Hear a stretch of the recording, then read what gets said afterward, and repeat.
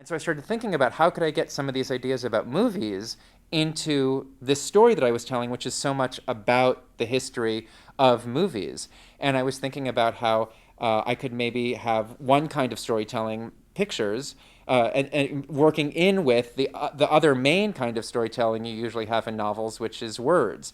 And so what I ended up doing was I went back to the story I had been writing straight through, and I took out big chunks of text whenever I found places that I thought I could tell the same section of the story visually. And so, for instance, when the book opens, and I had originally 3 pages of written text about Paris and the City of Lights and the train station and a boy living in the train station.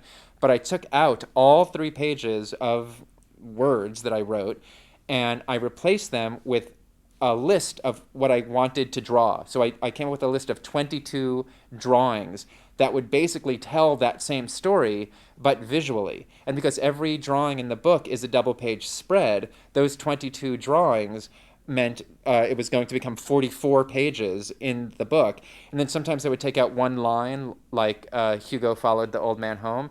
And then that one line became 12 pages of pictures as we actually followed Hugo through the streets of Paris following the old man.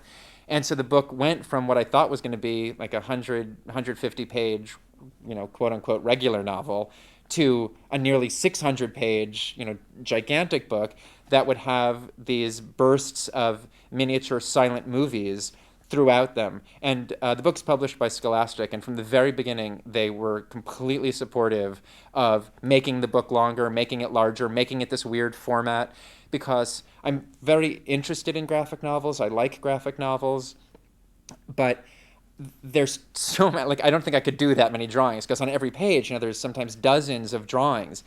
And the other thing is that you read a graphic novel very much like a regular novel, where you start on the upper right hand corner of the page and you work your way down both pages to get to the bottom of the right hand corner. Well, you start in the upper left hand corner, then you go down to the bottom right hand corner, and then you turn the page just because you ran out of story.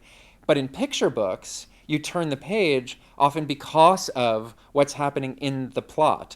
And so when I went back and I was thinking again about the visuals of the movie and thinking about what happens when you turn the page in a picture book, I wanted the page turns in my book to be closer to a picture book than to a graphic novel. So I think of my book as kind of like a cousin to graphic novels and a cousin to picture books, but and a cousin to the cinema. Like, it's definitely related to the cinema and the way cinema tells its stories, but it's not quite any of these things. So I don't really have a good term for it. So I'm up for suggestions.